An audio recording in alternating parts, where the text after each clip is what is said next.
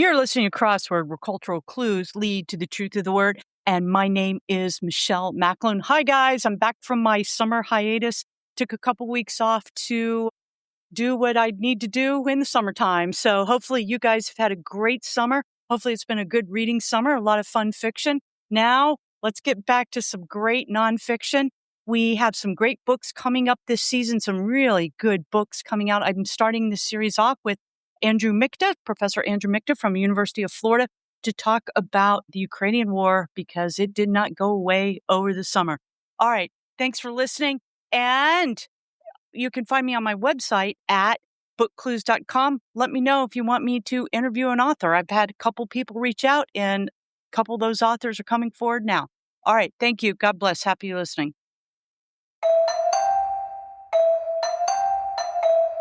Okay, folks, we have the rare opportunity to talk with a gentleman who really is he is an academic, but more importantly, he is probably one of the premier European strategists or world strategists in the U.S. today. And this is Andrew Michta. He's a professor of strategic studies at the Hamilton School, the wonderful new college in the University of Florida.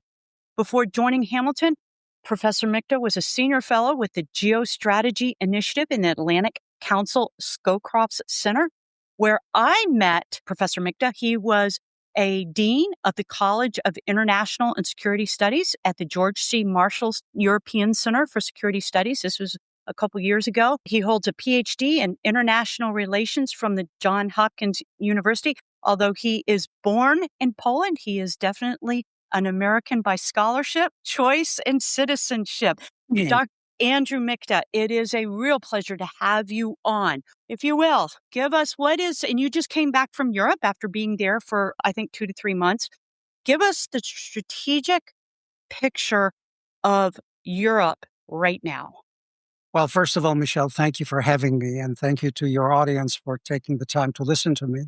In a nutshell, after these 3 months, and I've been going back and forth for the last 25 years, really since communism has ended. As you know, I was posted for the DOD in Germany for altogether 12 years. Europe is unprepared, disarmed, talking about rebuilding its defense industrial base, talking about resourcing the NATO alliance, finally. As you recall, for years, every president that I remember since the end of the Cold War would tell the Europeans to rearm, and it always fell on deaf ears. Finally, with Trump, there is a sense of urgency because I think he struck fear that the American security guarantees may actually dissolve. But that is too late. I fear it is too little in the sense that it will take Europe about a decade to rebuild the defense industrial base. I'll give you a couple of numbers here to give you a sense of where we are. Germany, during the Cold War, the most important part of the conventional deterrence force in Europe is just a pale shadow of what the Bundeswehr used to represent.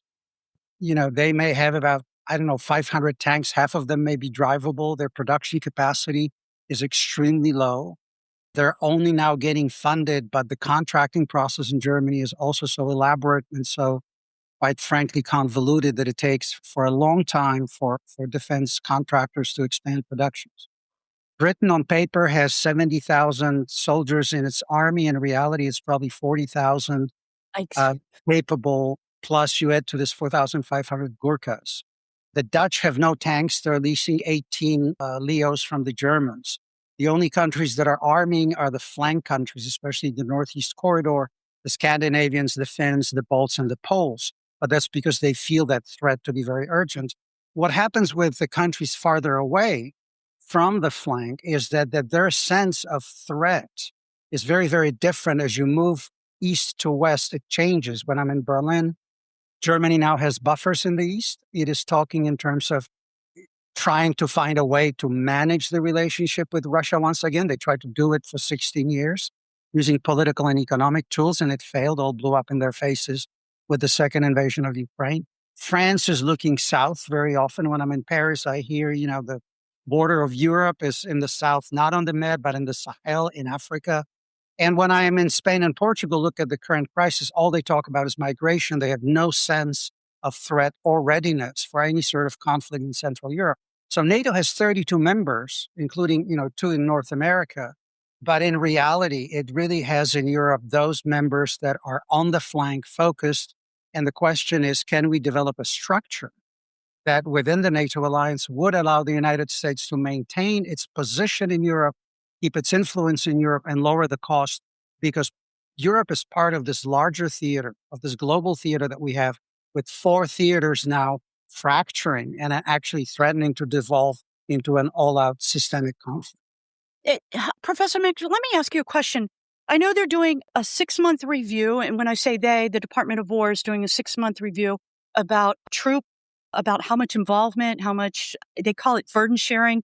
Oh, my husband calls it burden shedding at this point. Yeah, so it's not some attractive terms. Couple questions here. All right, tanks, are they still necessary in a drone war? Yes, they are, but we're at a stage in this conflict where military mobility has in effect become borderline impossible because A, you've got a near transparent battlefield that reaches over the entire territory, practically speaking, within the range of your long range striking capability. That's number one. And number two, because unmanned systems, especially swarming, can destroy, armor and infantry and whatever installations you have at a relatively low cost. Let me make a historical comparison. In World War One, the invention of the Maxim gun, the heavy Maxim gun that was used in the trenches, basically ended mobility. I mean, you could set up a field of fire and a wall of lead would pulverize everything that was in front of it.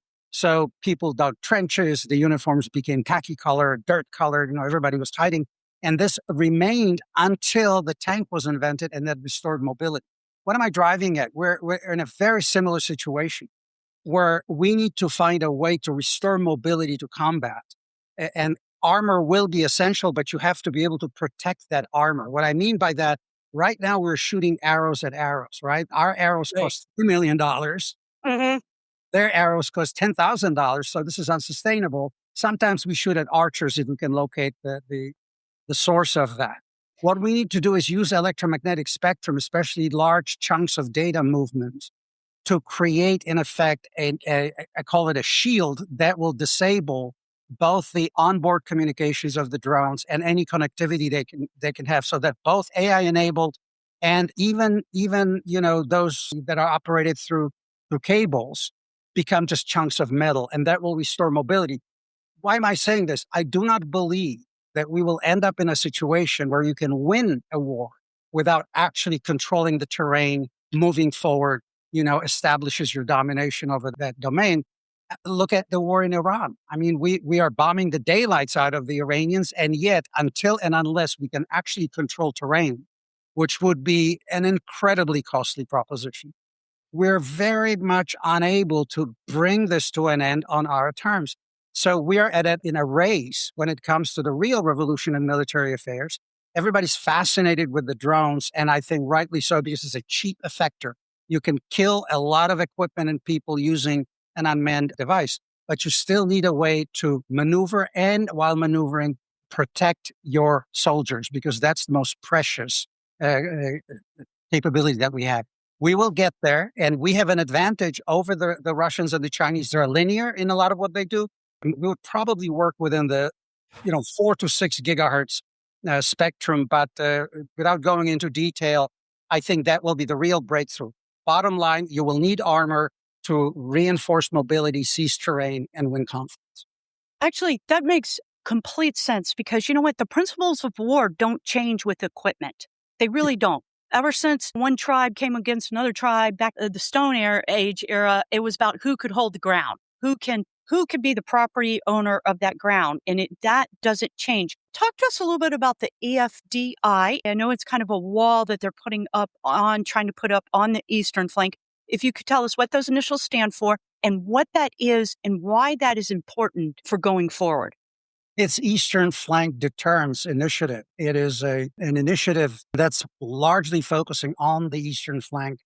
I talk a lot about the Northeast Corridor because I think it has more purchase with the U.S. administration. If you look at the high north and the northeast, that's part of our hemispheric defense in an extended sense. It's a harder sell when you look south towards the Black Sea. Of course, from the point of view of European security, Romania, Ukraine, these are all critical areas to deter and defeat a Russian invasion. What we're trying to do here is we're trying to create a kind of a three-phase, without going into too much detail, three-phase approach where the alliance on the flank would be able to absorb, then use unmanned systems, network sensors, coordination, systems of systems, if you will, and create conditions limiting the damage to our manpower, create conditions that would allow us then to operate in a counteroffensive measure. What's important here is that this was to be supported largely by U.S. Army Europe, Africa, but that the allies were going to take, I said supported, but the allies were to take ownership of that. And we're in a kind of interesting political moment because what this requires is a lot of activity to create regional security structures underneath the NATO umbrella that we can mesh with the overall operational planning. That requires that the Europeans do something they're not used to doing, which is to take the initiative, start planning, build exercises, go to us with specific proposals, take ownership of their defense. I think that would sell with the Trump administration. And that kind of builds into this larger concept of NATO defenses of what needs to happen on the flank. What's the worst case scenario for these countries? If you look at countries like the Baltic states, which are extremely exposed right now, people like Gary Kasparov are actually saying that the Russians will likely try to trigger a breach of their territory sometime soon to create a crisis within NATO. Not just the Baltic states, Finns, Poles, Swedes, Norwegians. The biggest tragedy for them would be if they're left fighting alone in the event the alliance fractures. I don't believe NATO will disintegrate. I think NATO is in the process of rebuilding, what Wes Mitchell calls reconsolidation. But in the event, you always have to have the worst case scenario. In the event something doesn't work, in the event this differentiated threat perception triggers the lack of consensus within the alliance, then you will have the regional security and defense structures, military capabilities to fight. Otherwise, those countries would be alone. This is one of the most important initiatives that NATO has come up with. It is truly the first practical approach. It's not just talking numbers on defense, percentages. Ukrainians don't shoot, euros. They shoot missiles. They need ammunition. The Right. same goes for the rest of the Europeans. So this is practical. We're finally moving from the political to the practical. Okay, so you're talking about the EFDI is actually, so this is a positive point that the Europeans really are kind of leaning forward into this, Absolutely. correct? Absolutely. Okay. But you know what has been kind of amazing to me, and something that happened even this past week at Leipzig airport, they found a Russian armed drone next to a Ukrainian plane. And we've heard of incidents like this in Romania, in Lithuania, and I believe Estonia, these incursions of Russia into NATO airspace. And there hasn't been more of a sense of alarm. Has that been surprising to you? Not at all. I actually wrote a piece for the Wall Street Journal about 4 years ago, where I argued that when it comes to Russia and China, because China is also a power in Europe, it is geographically removed, but it is a power in Europe by virtue of its economic and political influence. There's a crisis of disbelief among the European elites. Most of the people in government still kind of cannot wrap their brains around the simple notion of how the world has changed, how Yes. dangerous it's become. They're not directly speaking to their citizens to mobilize them, to unify them around defending our democracies. Quite frankly, quite a bit of that is also true about our own country. I was That fixing to say, right. Yeah, I mean, in the United States, we also operate on this la-la land when we talk about, we're the strongest, we're the best. Well, the truth is, look at the size of our joint force. You have the axis of dictatorship, as I call them, which is Iran, North Korea, Russia, and China, right? You have four critical theaters: Europe, Indo-Pacific, the Middle East, which is a subset of the European theater, and then the Korean Peninsula, right? Two of those theaters are fracturing. The balances are barely holding. You have a full-scale war in Europe, and now you have a full-scale war in the Middle East, which can expand horizontally at any minute. It actually is Right. really pulling in some Arab participants. where we never expected that to happen.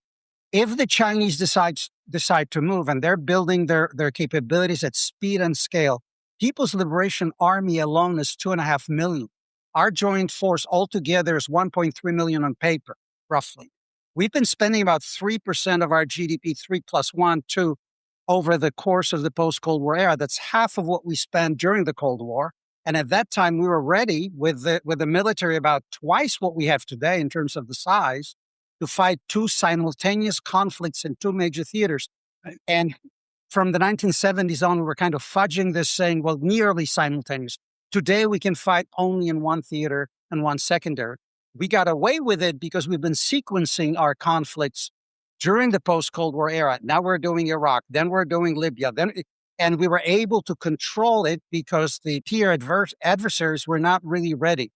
They're not ready. We have a crisis of simultaneity staring us in the face.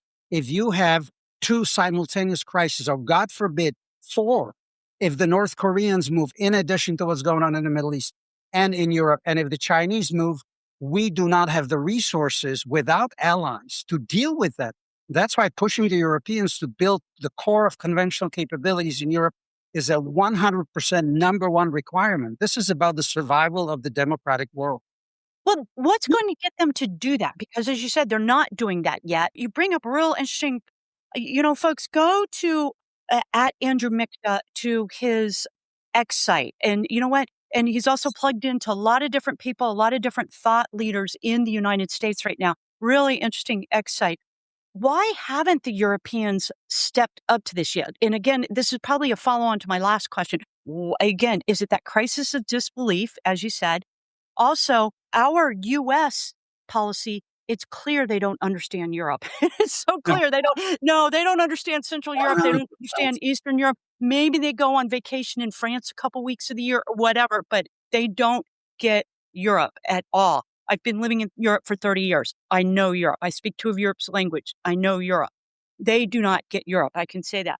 But the other thing is the tension between, are we going to do business with Germany? Or are we going to do business with Poland? Who is going to be the focus of the influence? Because you know what? The Germany or Poland question against Russia is not just a 60-year-old. This is a 200-year-old question. Yeah. I mean, if you really go back to it, we're talking Napoleonic. We're talking 7 Years' War. So it's been with us a long time. But there's, again, that tension of, is it going to be Germany or Poland that fights against that? Actually, do the powers of Europe coalesce around? Yeah, look, the reality is that most of our policy elites, especially people who work in government right now, simply do not understand the countries that they build strategies or operation plans around them. As you've described, somebody goes to Paris and says, I understand Europe. Or they go to Moscow and Petersburg and they say, I've been to Russia. It's the same way if somebody would go to Washington, New York, and San Francisco from Europe and say, Right. United States, because I've been to Washington. No, Right. you don't know the United States. You don't know the culture. You don't know the civilization, the value systems, the nature of our national identity and the rest. Notice how irrelevant universities have become in this fight, our universities, because we killed area studies as a pathway to tenure in American universities. During the Cold War, you could become a tenured professor. We had a strain called Soviet East European Studies, which meant you spoke one or two languages from the region. You actually traveled in the Soviet bloc. You learn about the history, the culture. So if some idiot at the State Department would say, sir, we're going to do this in Bulgaria and then this in Bulgaria and democracy will come in Bulgaria, there was always somebody in this room who said, sir, very fascinating, ain't going to happen. Let me tell you how things work in Bulgaria. This is their political culture. This is their civilization. Well, people who gave us global war on terror couldn't put a coherent sentence in Arabic together, but we're going to nation build in Afghanistan. There was a 14th century civilization, 90-some% illiterate. I mean, what were we smoking? So what I'm driving at is that we have a situation where most of the American planners operate on legacy assumptions. Right. You're in Germany. The big army loves Germany. I spent 12 years in Germany working for the DOD and visiting all the bases and whatnot. The big army loves Germany, the installations, the PXs, go to Ramstein, so you're like walking into a shopping mall, Landstuhl, hospitals. Every colonel who reported to me to work for me in Garmisch, the next day he bought himself a Bavarian jacke, a little hat, went to drink Helles. There's a connectivity there. They date German women, they marry, they retire, there's almost 80 years of that history. Right. The problem is the fact that we have legacy installations in Germany, because that was the point of contact. That was where we needed them to make sure the system was relatively stable and deterrence would work. Well, newsflash, NATO enlarged. The point of contact now is the eastern flank. And Poland today is what West Germany used to be. I had a very funny conversation with a German ambassador when I was in Warsaw, who was saying these bases, American bases, are in Germany because we wanted them to be far away from the line of contact. I said, are you joking? They were That's there. interesting. Yeah. Wow. What Wow. kind of a historical revisionism is this? I have written, and again, if your audience would like to Google me, I did a piece for the Wall Street Journal several years ago, also arguing we need to have our force posture reflect the actual threat line, which means we need at least one heavy brigade, either in one of the Baltic states or in Finland, preferably in the Baltic states because they're more vulnerable. There are questions of geographic depth. That's a different conversation. 2 in Poland, 1 in Romania. Then you can start building sustainment and support using those legacy installations in Germany, moving munitions and fuel and all of that closer in the eastern parts of Germany. Poland needs to build the central communication airport that they've been debating now for 10 years, not because, they need to develop economically. That's very important. I agree. But they Right. need north-south mobility, which is non-existent. Most of the infrastructure in Europe ran east-west, not north-south. We only have Via Baltica and Via Carpathia. I'll give you an example. Finland alone is 830 miles of new border that NATO has to defend. That's You incredible. Right. add all of this. So we need to have a force posture that's focusing on Poland, that puts permanent installations on the flank in the countries that I mentioned. If we need to reduce, we need to move some of our troops there. We need to end this rotational stuff that, permanent, present, rotational system, whatever. It's more costly. It hurts military families who, they want to serve with their families, have their children at a normal existence that they get in Germany and other places. And, all of this requires understanding one fundamental thing, and this is the most important point. Alliances are built around shared threats, which generate then shared interests. Shared values reinforce them, but they're not the sine qua non of the whole thing. We were allies with the Soviet Union in the Second World War. I would submit to you, we had very little in common with the Russians of the Soviet era, and we still have very little in common, if anything, with them today. So the reason why you have this crisis of disbelief is that the security optics in Europe is regionalized. During the Cold War, if you were in Spain or in France or even in neutral Sweden, if the balloon went up and the Warsaw Pact attacked NATO, you were in the same boat. It didn't matter. This would be nuclear wasteland, war on a massive scale like you haven't imagined. Today, because of the relative weakness of Russia, so to speak, the Soviet Union was over 300 million. This is, 140 million people. The threat is existential for the countries on the flank, but it is not existential for Germany. Germany is negotiating with the Russians, trying to reach some sort of a modus vivendi. I actually wrote a piece 2 weeks before the invasion in 2022, the second attack on Ukraine from Putin, that in fact we always misunderstand Russian-German relations because we have only the vision of the 20th century competition for empire in Eastern Europe. Whereas if you go back to the unification of Germany under the Prussians, Yes. Germany always leaned on Russia to compete against France and England. And what I would submit to you is that what Putin was offering was a Bismarck in reverse, a spheres of influence deal. He wanted to go, Lavrov was talking about going back to 1997, which means pre-NATO enlargement, which means Americans out of Central Europe, and then Berlin and Moscow would cut a deal about how, this whole system would work. It doesn't mean that these countries outside of Ukraine and Belarus, because Russia controls Belarus already, they've integrated their military for all practical purposes with their own command and control system.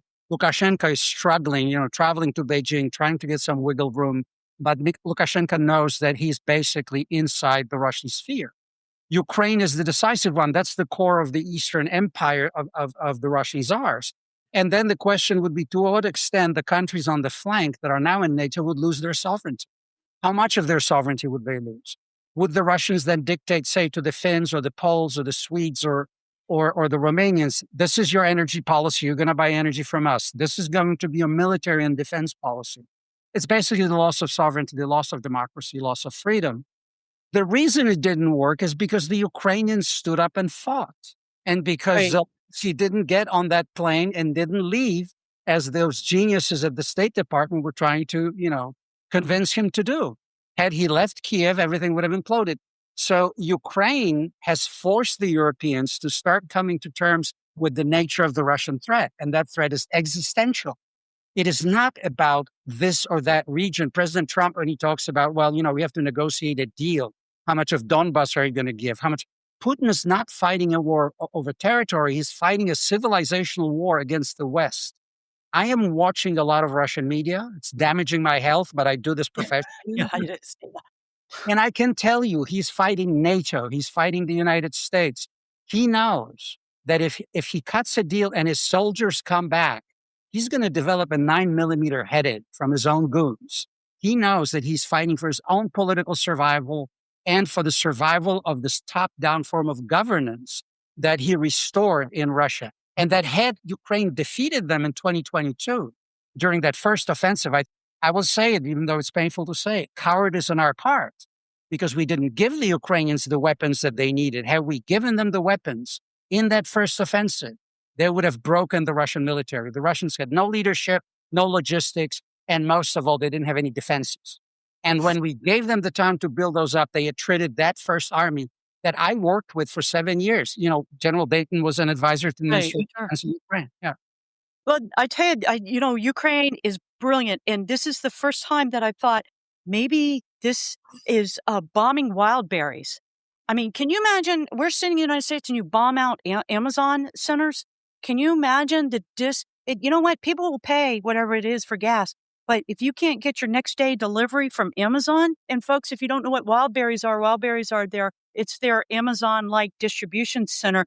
As a matter of fact, they're bombing them so bad that they're trying to move into Kazakhstan, I think, into Astana, Kazakhstan, which is in the middle of Siberia, to try to rebuild. And I think 2 more were just hit last night. So Ukraine has just been absolutely brilliant. I'm going to ask you the old tired question, Professor. My hometown's Fairhope, Alabama, and I'm worried about my trash, and I'm worried about my post office and my school board.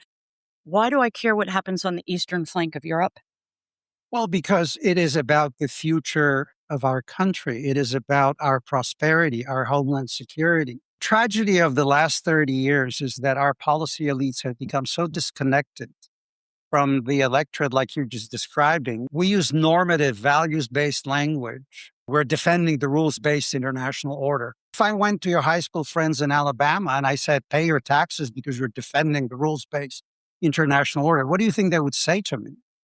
Are you drunk? What are you smoking? Do you want But a bud? That's what they'd say to you.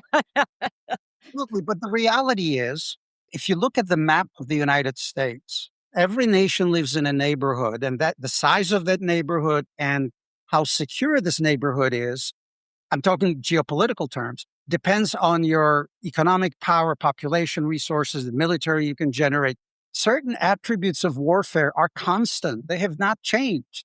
We used to throw spears, now we throw a missile. It's the same kinetic principle. We used to, march to the Romans would march to hold terrain. We now drive or use different airplanes to get to places, but it's still about the constants of warfare.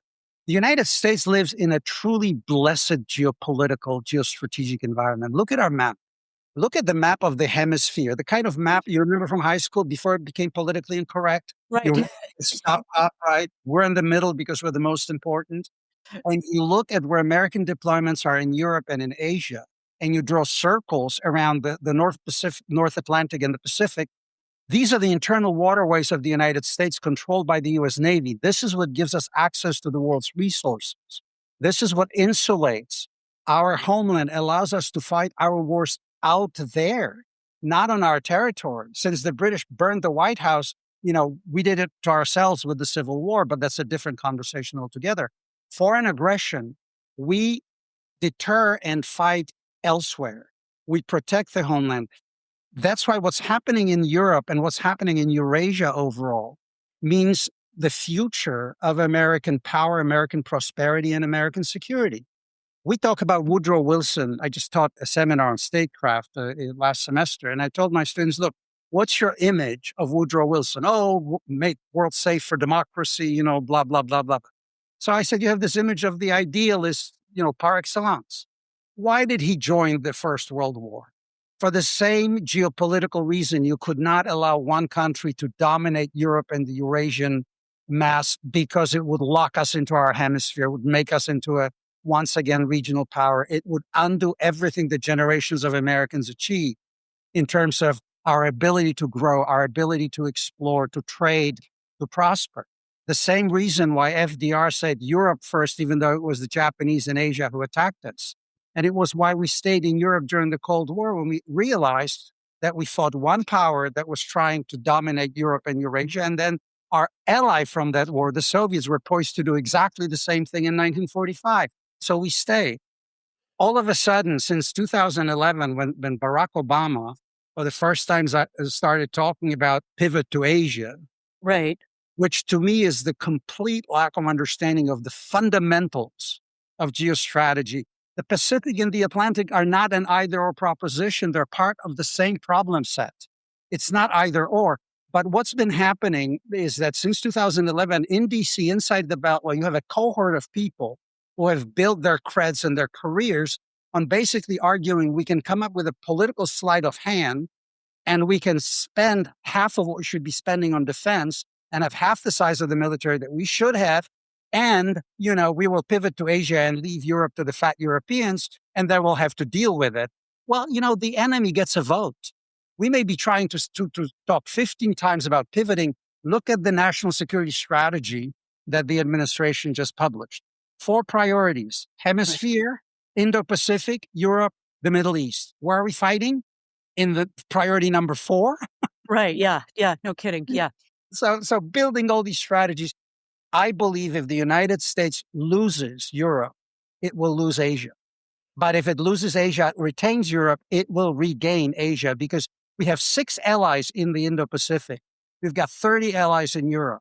We've got an overlaying bureaucratic, institutionalized structure in place. We have bases that allow us to project power into the Middle East.